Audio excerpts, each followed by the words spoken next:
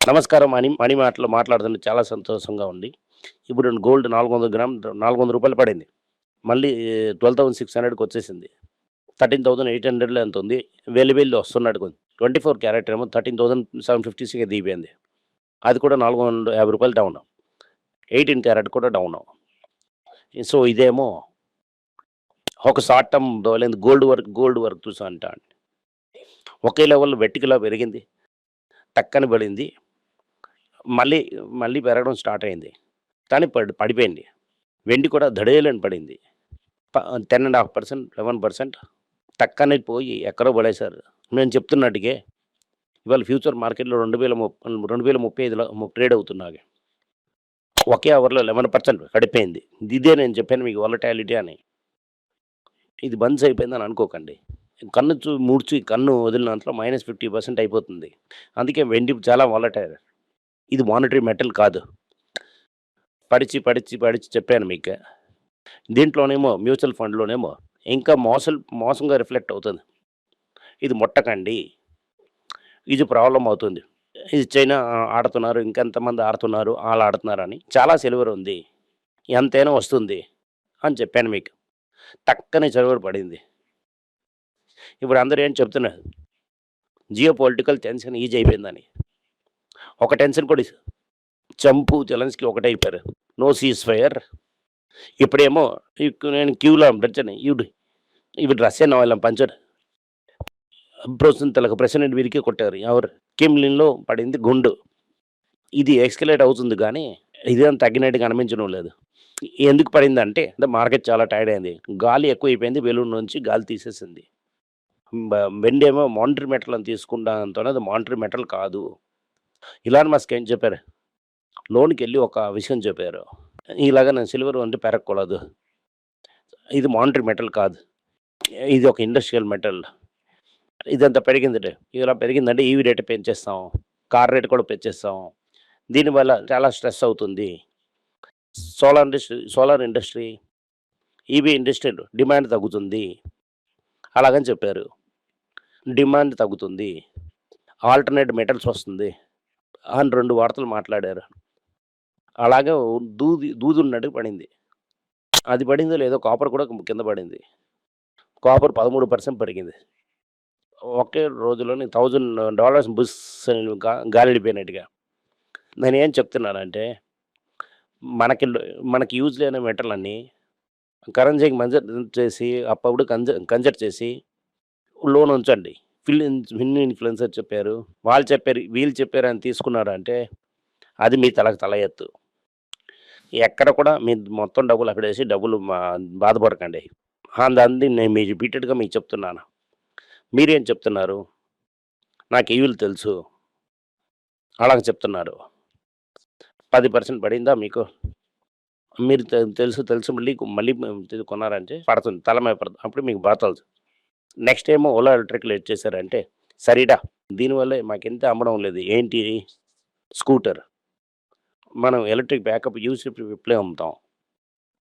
Battery స్టోరేజ్‌లో మేము రూపీస్తా. ఇదే షోరూమ్‌లోనే storage device అమ్మడం స్టార్ట్. ఎలక్ట్రిక్ స్టోరేజ్ చేసుకొని దాంట్లో పెద్దాళ్ళు అవుతాం. అలాగని చెప్తున్నారు. మొత్తం మీద చూసామంటే స్కూటర్ అమ్మలేదు. కంపెనీ గోవిందో సేల్స్ స్లైడ్లీ ఏమో 0 వరకు వెళ్తుంది. ఎవరు కొనరు. దాని తర్వాత చేయటం చూసాను. ఒక ఆర్టికల్‌లో చెప్తుందండి. ఇండియాలో largest reserves rare earth metals ఉన్నాయంట. నంబర్ 1 China, number 2 Brazil, number 3 India. ఇక్కడే కిందే 7 మిలియన్ టన్స్ ఉన్నాయంట. మనం ఇవి కూడా మనకు కూడా ఇంకోళ్ళకి కూడా ఎక్స్‌పెక్ట్ చేసుకోవచ్చని ఉన్నాయంట. కానీ మన వల్ల తవ్వుకొని దాన్ని తీయడం అన్నది గవర్నమెంట్ ఏమో దానికి ఏర్పాటు చేయడం లేదు. అది మనం పెద్దాయనకి ఈజీగా చెప్పొచ్చు. A1, A2 తీసుకొని వస్తారు. కానీ ఏంటి ప్రాబ్లమ్? ఎందుకు చేయడం లేదండి? మన ఊర్లో ఉంది. మనమే తీసుకొని తవ్వకుండా తీయకుండా మనం చైనా నుంచి అలాగని వచ్చింది. ఆ రిపోర్ట్ వచ్చింది. సైడ్‌లో వేస్తాను. ఆర్బీఐ ఎప్పుడేమో డేంజర్ అయిన తర్వాత కథలు చేస్తుంది. 2% మైక్రో ఫైనాన్స్ క్లాసులో ఇప్పుడు ఆర్బీఐ ఊరుకొని ఇప్పుడు అవును వాస్తవం అక్కడ స్ట్రెస్ ఉంది. అది జాగ్రత్తగా చూడండి అని చెప్తున్నారు. లగ్జరీ కార్స్ షేర్స్ 2% పెరిగింది. దీనివల్ల చాలా కష్టం అవుతుంది కొంతమందికి. ఇక్కడ టోటల్ చూసంటే కార్ సేల్స్ బాగానే చేసింది. Maruti number 1, Mahindra number 2, Tata number 3, number 4లోని హుండాయ్ ఉన్నది. హుండాయ్. కానీ కియాని కూడా కలిపి చూసామంటే హుండాయ్ మళ్ళీ రెండో పొజిషన్కి వచ్చేస్తుంది. దీంతో ప్రాబ్లం ఏంటంటే ఇండో ఎక్స్టర్ తర్వాత కొత్తగా మోడల్ ఏం దించలేదు. మోడల్ అమ్మారంటే కొత్త బండ్లు అమ్ముతాడు. క్రేటా ఉంచి చాలా వరకు దించడం అవ్వదు. అది చేయడానికే 2030 వరకు 26 మోడల్ దిస్తారని చెప్తున్నారు. దించారని చూద్దాం. దాని మధ్యలోనే ఎలక్ట్రిక్ వెహికల్ మార్కెట్లో ఒక పెద్ద డెవలప్మెంట్ ఏంటంటే BYD అనే ఒక కంపెనీ బిగ్గెస్ట్ ఈవీ కంపెనీగా మారుతుంది. 2025 అవసరం వచ్చిన టెస్లా కన్నా BYD కార్లు అమ్మేస్తారు. నెక్స్ట్ 1 వర్షంలోనే ఆ డిఫరెన్స్ గ్యాప్ చాలా ఎక్కువైపోతుంది. 2025లోనే ఇలాన్ మస్క్ ఉన్న BYD ఎక్స్ట్రా కార్ అమ్మింతారని ఒక ఒపీనియన్ ఉంది. దీనివల్ల మిగతా కార్ మేకర్స్ కన్నా కొంచెం దెబ్బతగిలినట్టు ఉంది. ఇండియాలో మొదటిసారి ఒక ఐటీ కంపెనీ క్లియర్గా ప్లాన్ ఇచ్చేశారు. కొత్త మనుషుల్ని తీసుకోం, జాబులకు అవసరం లేదు, ఎంచుకొని స్కిలప్ చేస్తాం, ప్రజల్ని జాబ్కి అవసరం లేదు, మాకు సప్లై చేయడం అవసరం అలాగని చెప్తున్నారు. మీకు అవసరం ఉందంటే మేము అడుగుతాం, అప్పుడు మీరు వస్తే చాలు అని చెప్తున్నారు. రిలయన్స్ ఏం చెప్తున్నారంటే ఒక ఆండవర్ ఉన్నారు బాధపడకు అని చెప్పి పాట పాడుతున్నట్టుగా ఒక పెద్ద ఆయన ఉన్నారు బాధపడకు, 11,000 కోట్లు బిల్లు అమ్మడం బంద్ చేసేసారు, మర్చిపోయారు. ఇప్పుడు $30 బిలియన్ ఏమో బిల్లు అమ్మితే ఎవరు చూస్తారు? ఇదంతా తప్పు. అదంతా మేము అప్పుడు మాట్లాడుతామని తర్వాత న్యూస్ బాస్కెట్లో చేస్తామని రిలయన్స్ చెప్తున్నారు. ఇది నేను చెప్పలేదు, రిలయన్స్ చెప్తున్నది. ఇది లేని దీని తర్వాత ఇది ఎక్కడ చూడాలి అక్కడ చూస్తామని చెప్తున్నారు. నిధికి మీకు సంబంధం లేదు అని చెప్తున్నారు. రిలయన్స్ ఏం చేస్తున్నారు? 30 బిలియన్ ఇవ్వాలంటే 1 బిలియన్ అవుతుంది 9,000 కోట్లు.